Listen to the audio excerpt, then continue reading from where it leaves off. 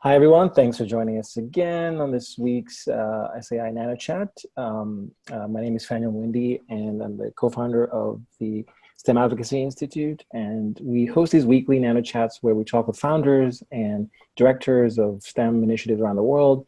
And there we get to really hear the how, the why, the when, and everything in between. And so they'll chat for about 10, 15 minutes, and then we'll ask questions about what they do, and more in depth on some of the things that they present. And this week, super excited to have Prasha Sarwate, who's a member of SAI and the founder of her STEM Story podcast. And so really excited to hear more about the initiative and where it's going, and so forth. And really, again, super excited to hear. So Prasha, I will let you take it away. Hi, thank you. This is so exciting. Today we'll talk about her STEM story and how we kind of came to do this show. And we'll cover a little bit about what we've achieved so far and kind of wrap up at what we're going to do in the coming few months. So this picture, I show this picture all the time for her STEM story because it's so special. This was my wedding day, going to the wedding venue in Massachusetts, and we were driving, and my cousin, who's all the way to the right, asked me a question, and she said, how can I have the best life I want? Like, how can I have all the makeup I want? How can I go to all these different countries? And I looked around the car, and I noticed that my entire wedding party is actually women in STEM. They're all engineers, except for her own mom, which is next to her. She is now working in cybersecurity. So I was just shocked at how far these women have come from where they are, and what all they've achieved just based on their degrees and their education. So they're all, most of them are from India. Again, they're working, 6-figure jobs, traveling the world, doing things that they love, and most importantly, choosing the life that they want in terms of the partners and which countries they want to live in. And, one of them wants to be an actress. So she kind of moved back to Bombay, and now she's trying to be an actress with a really well-paying job with Facebook. And, another one was at a crossroad in life where her family members forced her to get married. And when she said no, they kind of locked her into a room for 2 months. And, all that drama unfolded before before her parents helped her out, and she moved here to work now as a full-time software engineer. But, stories like that were just very surprising to me that nobody's talking about them. And the more I thought about it, the more I thought I need to do something about it. And there came the idea of her STEM story, not too long after this event. So again, the journey started with the passion for telling these unheard stories and for understanding like where they're coming from for all different kinds of audience. So, but again, that was the inception of the whole thing and why this storytelling platform was important, because I know so many women.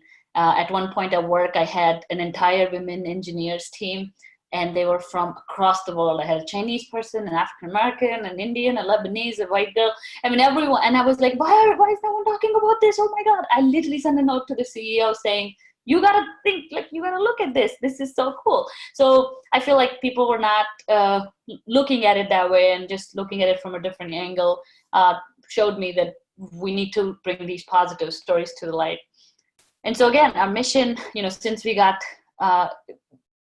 partnered with the STEM Advocacy Institute, and now we're part of them, we had to find a mission. And I think the mission is pretty clear that, we want to increase the access and number of women's voices in STEM fields. And, this is evolving as we are working on more intersectional work. The women is probably going to change to people very soon, because, I think it's not just women, but all minorities in STEM, people who may identify as other genders or just other lifestyles like LGBTQ or just minorities in general. So, but yeah, that's the mission, and I think we're doing really good work. But before we get there, I also wanted to talk to you about one of our special guests. So just to give you a flavor of what the show is all about, it's obviously a podcast, so it's available on all podcasting platforms.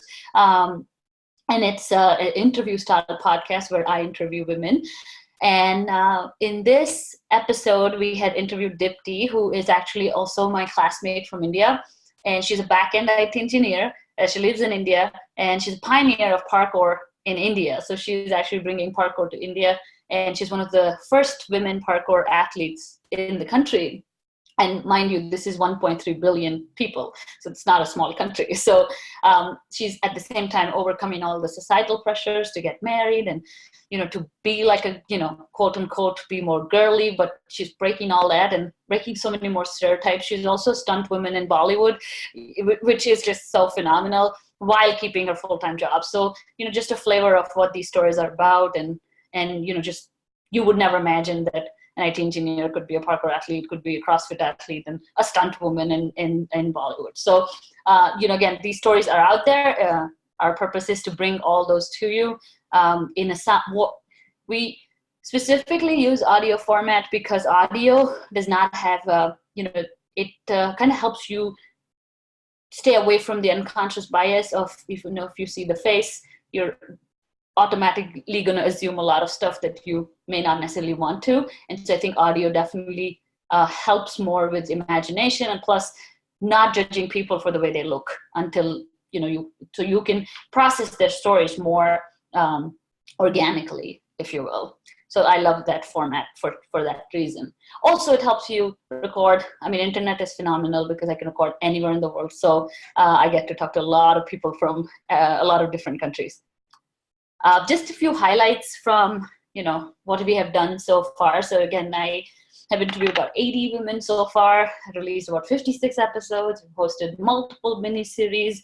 One thing that we do get a little bit caught up in, because our name is Her STEM Story, so there's not a lot of room to play with that. So we've used mini-series to help us with that and to help us break that, our own, kind of coloring out of the lines and getting more people included in the show, because women's stories or minority stories are supported by so many other stories that go into it. So we've interviewed men in STEM, we've interviewed people who are doing these amazing work. I mean, one of the people in our Men in STEM series was actually a dad in STEM, and he told me that they have a conference called Dads in STEM, which is literally all about these dads who get together and talk about how to make STEM more inclusive for their daughters, which is like, what? Like, people do that kind of stuff. So that's cool. I know, that's so cool. So I love that story, but there's just so many stories that need to be shared, not just from one side, but also there are a lot of allies and people working in closing the gender gap and making the world a better place. We also hosted our first Wonder Women STEM online conference last year, which was received, amazingly. And even though it was a smaller group, we just had such an organic interaction and learned so much from each other. So those are just a few highlights. I know, Venwal, you requested for this, so this was a great exercise for me also to put together just a couple of key performance indicators, just showing our growth and progress. So let's just start it with downloads. I think in podcasting world, downloads are a big deal. They're very important. This means how many people are listening to your show. We're growing slowly, but I would say surely, because the field is so niche, right? So it's very specific to a certain group of people. And so it's already 3 times since we last reported it in June, which is, I think, great. This is all organic. We don't pay for heavy advertising, or, we don't pay for promos in other shows. So, almost 100% organic growth from 3,700 to 11,000 downloads.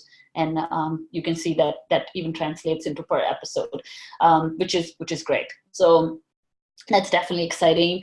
And as the word starts getting out, I'm very confident that we'll be able to double this number in 6 to 8 months for sure, because, once we build that brand, which I think we've done a good job of, but once we also build that brand plus interview more influencers and get more people to listen in, I think 500 per episode is easily achievable. It's usually around 1,000 that you start getting a little bit more.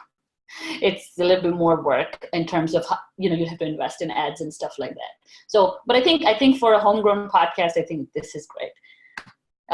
We have 200% increase in our social media following.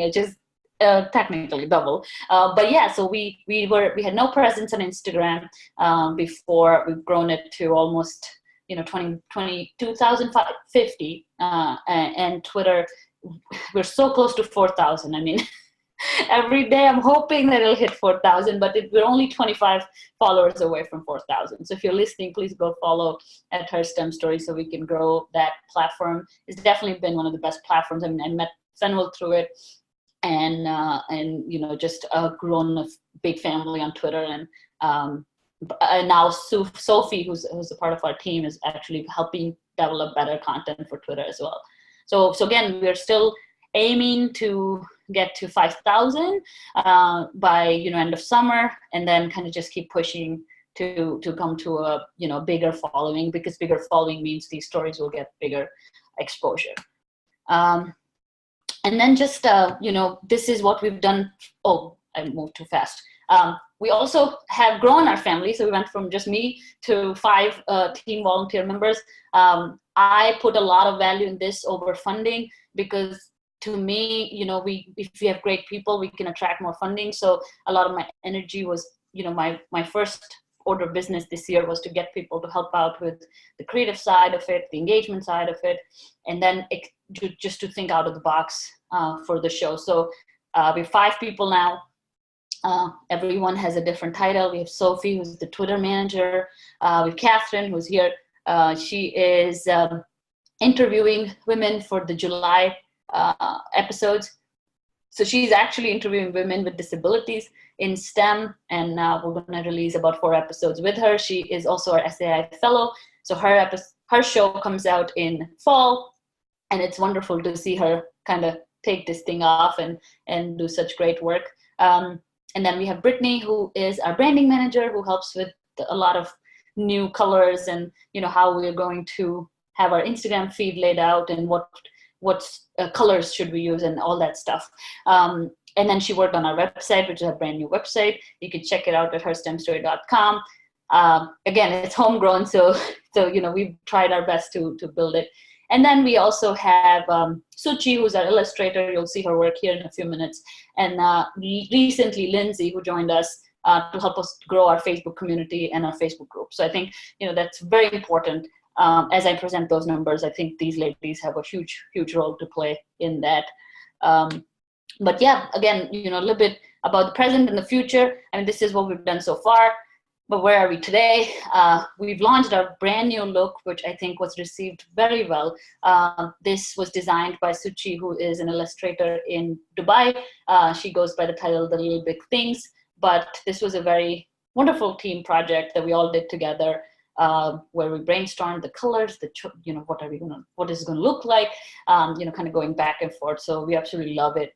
We also, again, as I said, trained our first SAI fellow in podcasting, and her show comes out in August. So that's really exciting as well, to help her with the brainstorming and to help her think. Was a great exercise for me as well, because I got to think too. And then like the next steps are, we want to host our second conference. I mean, that's just something that has to happen, and it has to happen either mid-fall or late fall, but I'm just putting together the media kits and trying to think it through and what it would look like. Definitely want to grow our downloads to 20,000, which again, as I said, I think it's doable. We just need to hone in on our promotion work, and then kind of start raising some funds through, we have a Patreon account now.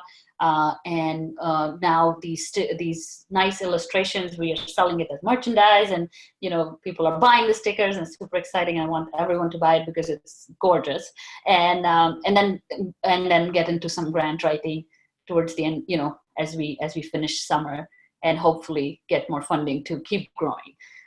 So those are the next steps. But again, that's all about us. You can contact us on social media at Her STEM Story. We do a lot of engagement in terms of speaking. We do live podcasts, a lot of events that have opened up our network, but has also helped us craft our content better. You can also email us at herstemstory@gmail.com. Also, please download the show on all podcasting platforms, iTunes, Spotify, Stitcher, Google. YouTube, Pandora, any station that you get your podcast from. So episodes come out Wednesdays, and you can check out all about them on social media as well. Thank you.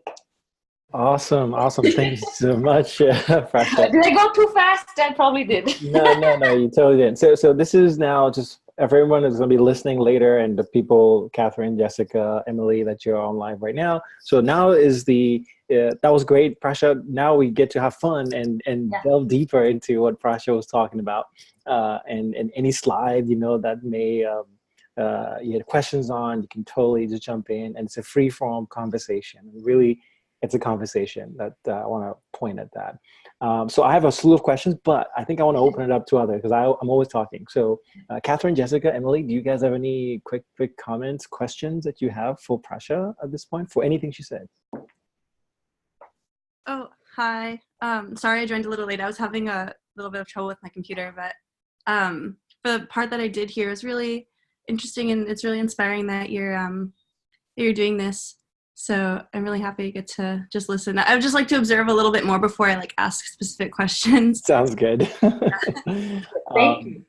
Yeah, great. So Emily, by the way, is on our Stories in Science team. So she's our new associate editor there. So I hopefully she gets to meet everyone slowly. And Emily, this is the rest of the other Her STEM Story team podcasting. It's so nice to meet you all. Yeah, so it's fantastic. Same here. So Prasha, let's get in there. If you go back to your mission slide, okay? Yeah. I usually like to I ask all founders to go to their mission slide. So tell me in terms of what is, in your perfect vision, if let's say you succeed, Her STEM Story succeed, what kind of world, what do you envision if your podcast succeeds? What is it that you want to see? Yeah, so I think I definitely see this becoming a TV show. I think I want it to be I want it to be like a freaking Larry King show. I mean, it should be something that people look forward to, something which is, very mainstream entertainment. I mean, that would be in a perfect world. That's my long-term vision of what I see this as. Because I do think there's so much power in it. There's just so much and it's pure entertainment in terms of when you hear the stories and, the struggles and the ups and downs and, human stories are always interesting. So, I definitely see that. But, in the short term, I do see this becoming a place where women come who are early, mid-level, who are in their early or mid-level careers, in STEM fields and don't feel supported at work or at home. And, we can offer training and access and resources in terms of what all is achievable for them. So help them build their skill set, but kind of use the storytelling tool to get them to work with us. So, okay. So I guess my question is more about, if you think about the perfect world, right? Let's say Her STEM Story is successful, then what do you want to see? Is it that now there'll be equal number of voices between men and women, or what else? What do you envision specifically? So I feel like in that case, it would be, obviously we wouldn't have the 24%, the rate that we have right now with women who are working in STEM fields is 24. In an ideal world, that would be 50, because that's how many, that's what the gender ratio is, 50. So that would be the perfect outcome, right? But hopefully also this should help improve the dropout numbers, right? So if you have a dropout rate, so in a perfect world, if this show becomes mainstream and people are following it and learning about how women are maneuvering their careers, and they have a community to go to, hopefully all the women that drop out halfway through when they become mothers, or when they get really toxic work environments, they can probably find the skills and the strength to keep going and stay in these fields in the long term. So that would be the perfect world. I used to think that I wanted more women to join STEM, but I don't think that's what we are offering with the show. I think we're offering more of how to pivot, how to change course, how to kind of work with struggles, and how to kind of keep going, even if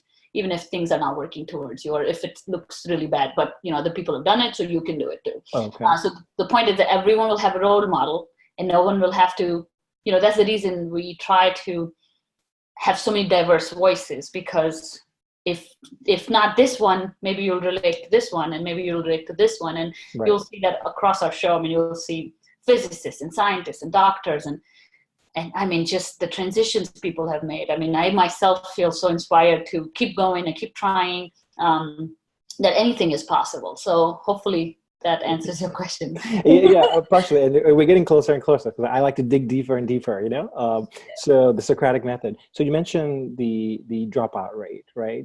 So you envision you trying to reduce the amount of dropout rate that takes place in where exactly? Are you talking about schools, or are you talking about in the... No, in the industry. It usually happens in the industry. That's the leaky pipeline that some people call it, right? So it's literally someone like me who would say, okay, I've been in this field 5 years, and I'm, nobody's promoting me, nobody's, supporting me. I'm, I have a family, I can't do this. No, I can't talk to anyone because most of the teams I'm the only one. So screw this, I'm leaving. This is what happens traditionally. And if I hear the show, I know, oh, wait a minute, this lady, she's a mom, and she found her own, she started doing her own business, but she stayed in STEM, and let me hear from her what her experiences were and how did she do it. But that's kind of what I envision, because I do personally feel that I think from day one, I told you this, but from day one, it's like the things that I don't have is what I'm looking for. And I feel like I'm my perfect audience. So, and luckily there are other people who go through that too. So hopefully the show will help people who don't have resources or support to kind of find those in these stories. Cool. Catherine, question. Yeah. So you can hear me. Prasha, I want to ask you, like, one thing that you talked about is the social media engagement, and you're building a social media community. Mm-hmm. And one of my favorite things about podcasts, especially the storytelling podcasts, is it really is like a mini community in your ears at all times. Yeah. So how have you felt your community has grown? I guess, like, from your perspective, what are your feelings of community so far, and how do you plan to use social media to build your community, not just in size, but like engagement, I guess? Yes. And I think that all this is because of social media. I think everyone on this call, I mean, I met Fenwell through Twitter. I literally had 2 followers. I think Fenwell was my 3rd follower. And, I met you, Catherine, through our conference, and that was probably through Twitter too. But I think the engagement, the way I look at social media is obviously when I now have friends. I didn't have friends before. That's how sad it was. Now I have friends. I can text a lot of people. I can talk to a lot of people, brainstorm, very like-minded people. So I've definitely seen a lot of value in social media and social media communities. I mean, all our guests are through social media. We don't cold call, we don't reach out to guests reach out to us, which is great, but it's all through social media. So I look at the engagement both ways, right? So one is the listener base that is definitely listening and giving us some feedbacks, but also the guest base, right, that's reaching out is through social media. So I think that definitely there's engagement. What we obviously all of us struggle with is how to measure that engagement in terms of, unless you can just look at the analytics, which is also a great way to look at it. But you can definitely see, like, I was on the STEM squad last week, and there were some polls that people resonated with, and, they kind of picked up and something didn't work. And, I think it's a lot of iteration when it comes to engagement. But I think overall in the last 18 months, I've definitely seen engagement both ways, not just listeners, but I also look at it from the guest point of view. So just to give you an idea, I've interviewed like 11 people in the last week. So I don't know how to stop anymore. I can't. I'm like, I want to say no, but I can't. That's just madness, Prasha. So that's a great. So I just want to summarize here a little bit. What you've been talking a little bit about here is really along the logic model, right? Mm-hmm. So in any given system, there's an input. There is like what then is the required to make it work. The resources that you're talking about, like I admire the fact that you focused on building a team versus, let's say, directly going after funding, right? Yeah. But I think, that's something very nuanced. Like I heard that, and that's a very important thing to just reiterate again. But then you build onto that and say, what are the output measures, right? And we'll get into those in a little bit. And then beyond the outputs, then becomes the outcomes, right? Mhm. There's a difference between those, Mhm. whereby then you can break out the outcomes versus short term to Mhm. long term, right? Yeah.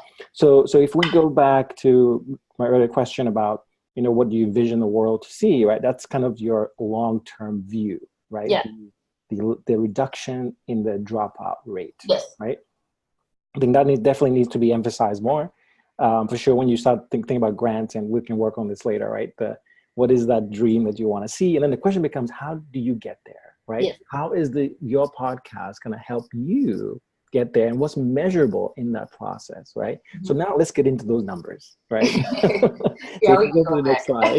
Yeah, let's go to that. My question here becomes, what do you so these are like outputs, right? Downloads and so forth.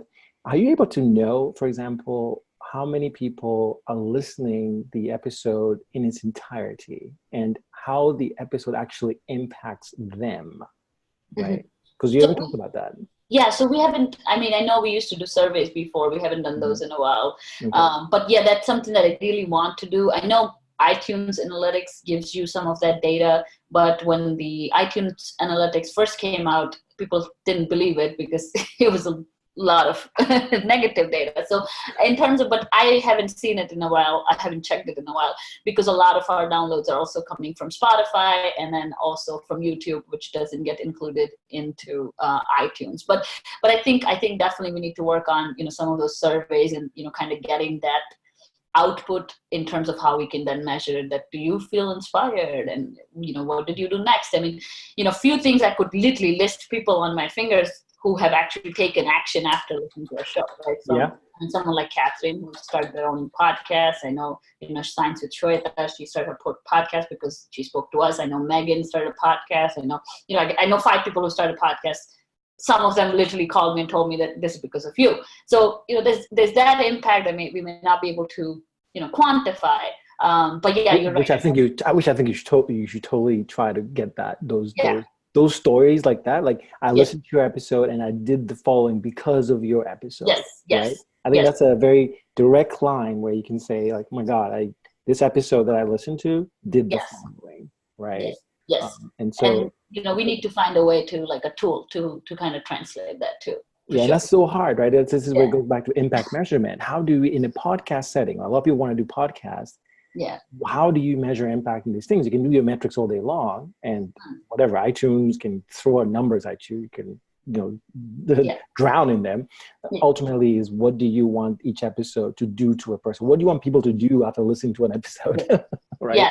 Yes, that's a good question for sure. And that's the hard part. Yeah, anybody else? Yeah, go ahead. Mm-hmm. I think we're getting. I have definitely gotten to a little bit more clarity in terms of that. Is I think the biggest theme in the episodes is pivoting. So, that's just something I have kind of, finally understood, that what is it? Why should people listen, right? I mean, I always ask myself, like, why should they listen? Like, okay, it's great, women empowerment, but why should they listen? And I think that pivoting is so important, not taught in schools, not taught in, it's even still, it's more like an entrepreneurial term that people think about, businesses as soon as they think about pivoting. But we do this all day, every day in our lives. And I think the more we talk about it, the more we give option to people to be able to make that change, of course. So, how somehow, if people are taking, we could go with, what do you think about pivots? Did the show make you think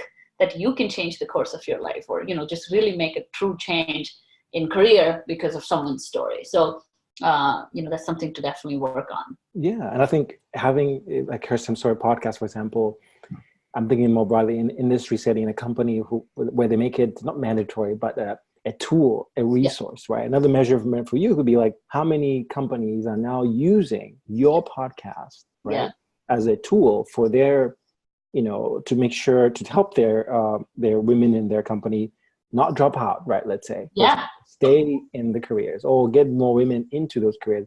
I think you can definitely get, of course, it requires more man and woman power. To do this, but I think it's good to also just think about it, to have it in your frame of reference. Yeah, and it's interesting because companies do, as the latest episode I have is with this consulting firm in New England, and their CEO and their community business leader, they both spoke to me about about in how they're using diversity and inclusion. And what they're trying to do is share their message through the podcast so more people can come join their company. So they're kind of using the tool. Amgen Foundation did it. We interviewed their Amgen scholar, and this was right around the time they were launching the scholarship again, and kind of get more women to listen to this person's story and come back and apply for this Amgen Foundation. But again, I think you're bringing a great point, that maybe capture on that and kind of use that as a as an upsell or something. Yeah, and I think just for grants as well. And we'll talk more about it later. Like, what would you tell a foundation like Amgen, for example? They fund initiatives and like this. The question is, how do you engage them and write a proposal? Then, what would you want to do with their funding, for example, and so forth? On that. Anybody else want to jump on the metrics? We can keep talking all day long. Let's see. I'm trusting someone's asking a question, Jessica.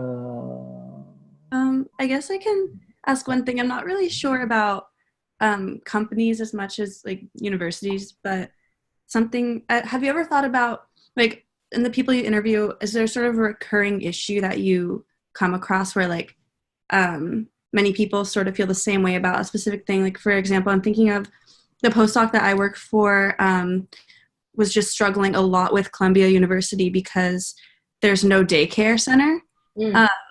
And she was telling me that in a lot of universities, this is an issue, and like people can't stay in science, especially at the time when you're a postdoc, like early 30s, and people are having kids, and then there's just no affordable daycare. And so I was thinking maybe like you could use this, your podcast, as a tool to sort of go to universities or even companies that are struggling with issues, like even just with this or other issues that you see, and then sort of, I don't know, use that for like specific problems and then use that as a metric to sort of solve those issues. But I'm not sure, you probably... No, that makes sense. And that's kind of what I was mentioning before, was more like the biggest threat I've seen is the things that don't work for women is imposter syndrome. All of them have it. All of us have it. I mean, it's not even specific to women, but, just the stories around the imposter syndrome are very relatable. And then, the problem, the way they're solving it is pivoting, in most cases, like doing something different, doing something better, doing something that makes them happy. One of the episodes we interviewed someone who said, they were going to Howard, and they said, I couldn't, like my group was so toxic and I couldn't do it anymore, and I had to leave. For someone to give up an opportunity like that takes a lot of courage, which is one of the best schools. But because they didn't have support, this is what they did. They kind of found their way. But I know what you're saying. If we could pinpoint some of these problems and try to offer a solution with our podcast, that would be great. But I think the dropout problem is probably the biggest one. I think people don't get support for career planning. They don't get mentors at work, so nobody gets assigned a mentor. Most of the people I've heard usually struggle to find someone to tell them what to do next. And then I think, if I think about it now, I feel like if we were to say, okay, you can't assign a mentor to everyone, but guess what you can do? You can have them listen to the podcast so that they can gather all these resources from these stories, Right. Maybe something like that. Or maybe even finding mentors like through your initiative, who can then, even beyond the podcast, like reach out to women and mentor them, maybe. Yeah, definitely. Yeah, good idea. So there's a comment from Jessica Rashid. So she was saying you should, maybe you can try to do a follow-up on Twitter or Instagram and ask the audience what they thought of a podcast that you publish, because you publish every Wednesday, right? Yes. So you could do like a follow-up on that and ask open-ended questions, at the end of the podcast to engage listeners. I think you do a little bit of that, but are there any plans to do something more extensive per episode or something? Yeah, no, we can do that. No, we don't have any. We're still trying to make sure that we post everything.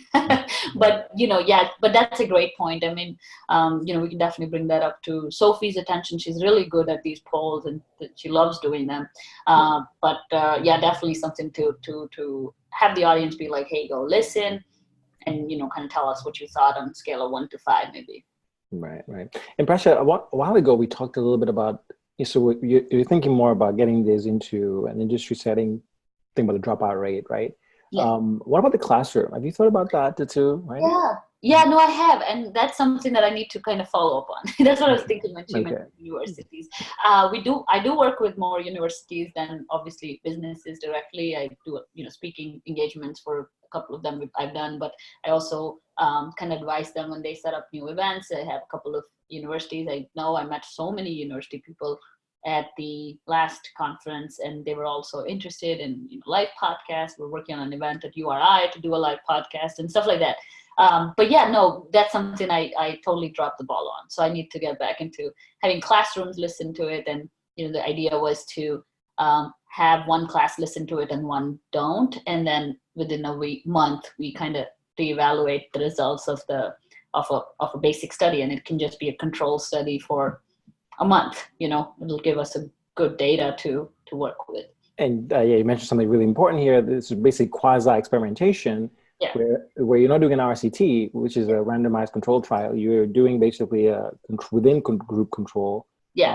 Where you can compare, okay, before I do something, let me see what their current status is regarding X, Y, and Z. And so you can have to figure out in your KPIs, for example, what do you want to measure and change, right? Yes. Per group. And then you do your intervention, whatever, 1 month, 2 months of listening, every day or every other day, whatever. And then you go back again and redo the test and see if there's been any change at all. Yes. Because then you want to know for sure, like if you can make any inferences about, okay, people who listen to my podcast now have a change in perspective or attitude or whatever, right?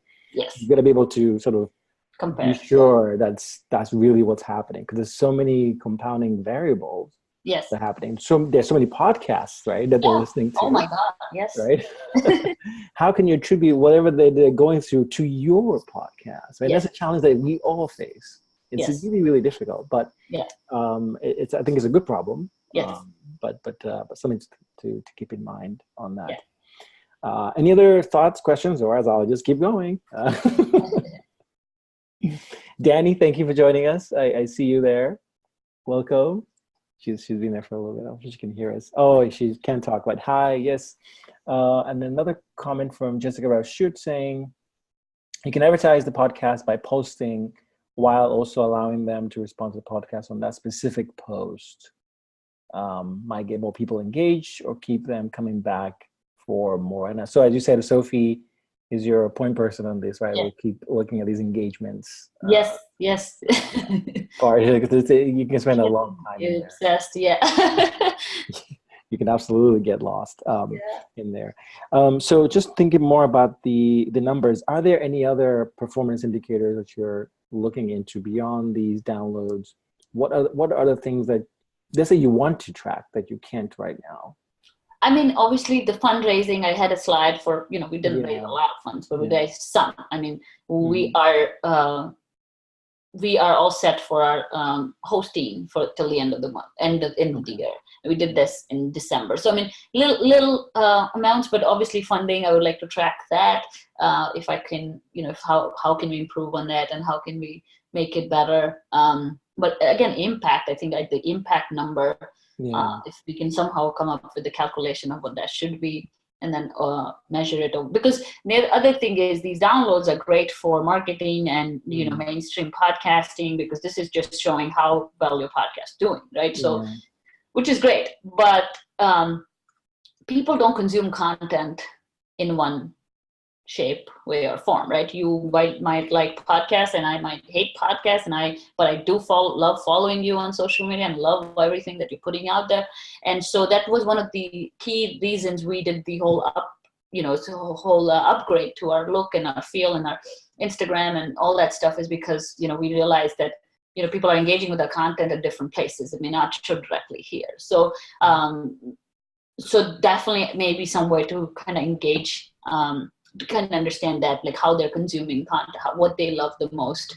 Obviously podcasting is the backbone of all this, but, kind of branching out into other stuff. I mean, I've seen great engagement if I do workshops or something like that. And I think that's the engagement that we're probably looking for, because people want to talk, they want to hear, that's fine, but they want to share their own problems and kind of get some help working through it. So panels was one thing that we did, which was great. We did a couple of them and they were all received really well, because panels are just not one person story, but very many different point of views. But yeah, I think definitely funding, and then just the impact plus engagement, if I can measure it in some way. Yeah, I think those are really, really powerful. Let me ask you this: in terms of access, the issue is with podcasting, and also is that anything online, right? It's online. Yeah.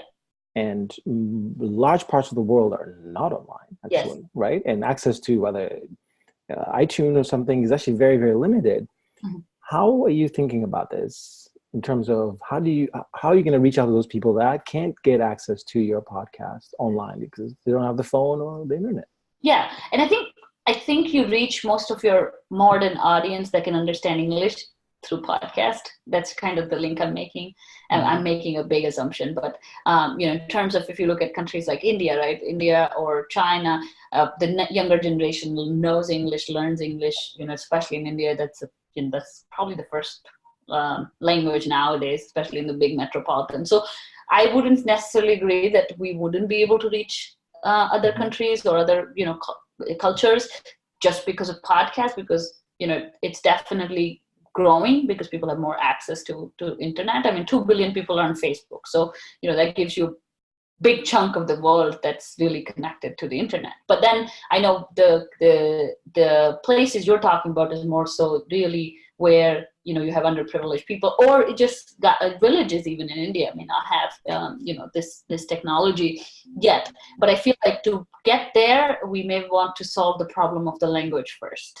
right? So if you're going to get to these remote areas, these people will not understand English. So I started thinking about that because I know radios is a big thing, and I've reached out to a few radio stations to host our podcast at whatever hour they feel comfortable. I haven't heard back, but I'm still making those cold calls. But radios are a great place to start. But also, when I think about remote areas, the language is that thing. So I think if we do the correspondence model, where someone like Catherine, who's interviewing 4 people for us, if we do that model,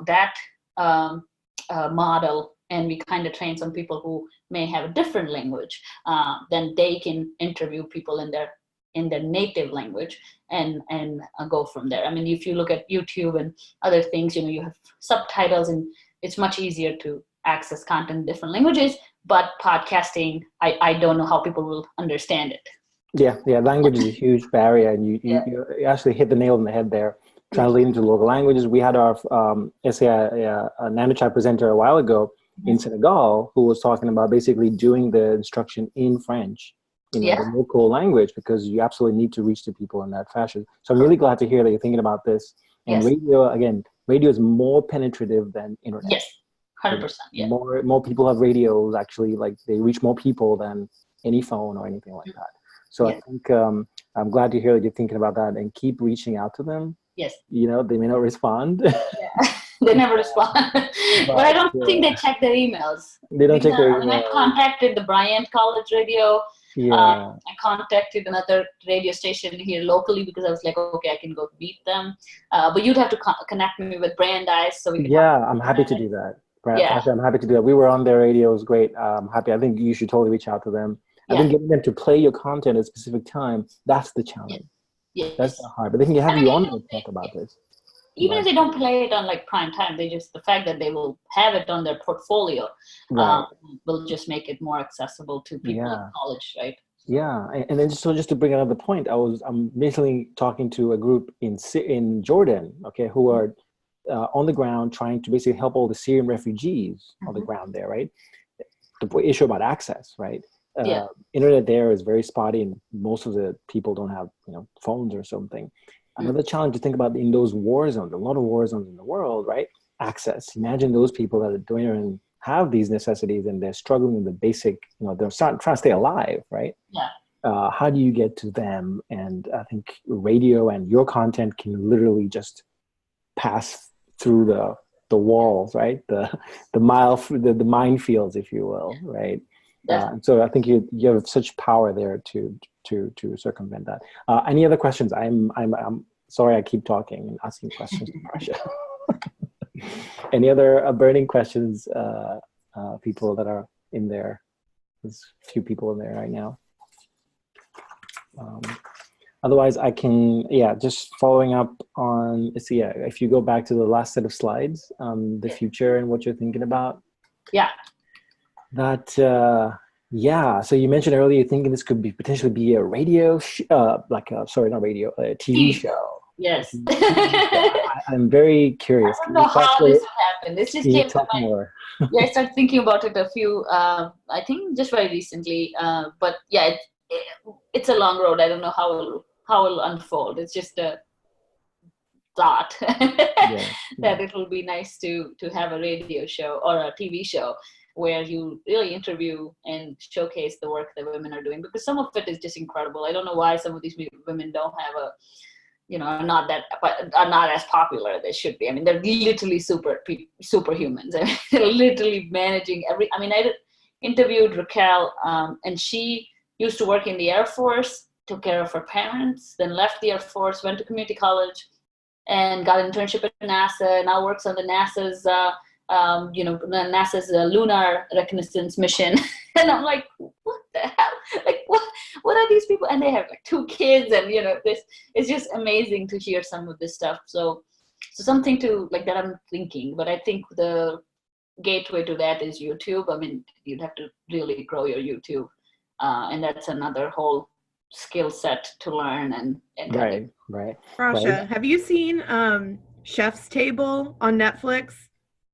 No, I have seen the promo, but I never saw the show. So I'm thinking like for a Her STEM Story show, the way that Chef's Table does it is it's very cinematic. It's beautiful. Yeah. But they're following these kind of influencers in the culinary arts. And it's like you hear about their backstory, you hear about their what they're doing, and it's not quite an interview, but I recommend you watch it, because I could see something like if Her STEM Story were turned into a show, it could be something like that. And especially like the more diverse your people are, your guests are, the more powerful something like that could be, even if it's on a platform like YouTube or something like that. Just go watch Chef's Table. It'll change your life. Is that the women chef that they follow? They do. It's not all women, but they talk to people. I think there's like 4 or 5 seasons now, and they talk to people from all over the world, and it's amazing. It really is an amazing show. Oh, okay, I'll have to check it out. But yeah, we need to recruit a filmmaker. Yeah. Oh yeah, I can't even imagine how much those episodes cost. I know. I mean, and to Fenwell's point, I mean, we could enter into a grant and just say we want to build this documentary, and this is why we want to do it. There you go. The problem is that we'd have to show that people who are good at making documentaries are on the team. Doable. So many of us work at universities that I'm sure we could find a student who. Yeah, no, definitely. I think that's definitely the next level. I think that's how if you can get on Netflix. I mean, imagine if you can get on Netflix. That's it. Gosh. Problem solved. Like you don't have any problem anymore, because it's just how you get creative with it. But some of these stories are really captivating. Sometimes I listen to them and feel like there's background music, like. Like there's just so much content and so much great stories that come out of this that I'm sure anything that we do won't do justice to them. But that's a great idea. We got to start looking into people who do filming. Yeah, yes. Amazing. Danny, did you have a question? It's first time doing Zoom, so I want to make sure she can ask a question. We'll probably have a question for maybe time for 2 more questions, maybe one. Danny, can you hear me? Yeah, no, I didn't have a question. I just wasn't sure if I did, how. Oh, okay. Fantastic. Okay, no worries. So, Prasha, I forgot to ask you this, and I meant to ask you this earlier. When you get to something like 10,000 episodes, right? Just imagine you're in that state, okay? Some future, you have 10,000 episodes. A big challenge will be, how do we allow people to find specific episodes so that they can listen to specific ones, right? Yeah. How do you envision that solving that problem? Because can people find and sort through your stories? Do you categorize your stories? Are they tagged so that people can find specific stories? Yes, so we've tagged them in a few categories, right? Founders, we do scientists, we do engineers, and I think there are a few of those that mini series, because we can't put put these people in any category, and we did it for a series, then we'll categorize them as that. And then, so we have that list for sure that we have, kind of started tagging them. Obviously, we can go into more specifics. We just don't have the bandwidth to do it at this point of like super cataloging it. Yeah. But yeah, that's I hear you on that. today. It's a big challenge for podcasts, right? There's something that I think a lot of podcasters out there who maybe listen to this in the future want to start their own is like, how do you categorize? How do you make people discover your episodes quicker, right? And categorizing is the way to do it. Yeah. So guys, I do have to somewhat end it there. Prasha has to run, but this was a lot of fun. I feel like we need to have you back and do another Yes. at some point, right? To just see what's going on. Next week, we're going to be going to India. So join us 2 p.m. next week. We're going to be chatting with an organization that's India, doing some really cool stuff on the ground there. So we'll learn about their STEM initiative. But Prasha, thank you so much for joining us. And this will be posted online. Okay, great. So Awesome. we'll have it up there. Again, Thank you. wonderful. Bye. Thank you, Thanks, everyone. Catherine. Thanks, Danny. Thanks, Emily. Yeah, fantastic. Thank And you please all. start looking into any filmmakers. Filmmakers it is. Filmmaker. And if any filmmakers are listening, please Contact us. contact Prasha. All right. Bye. Bye.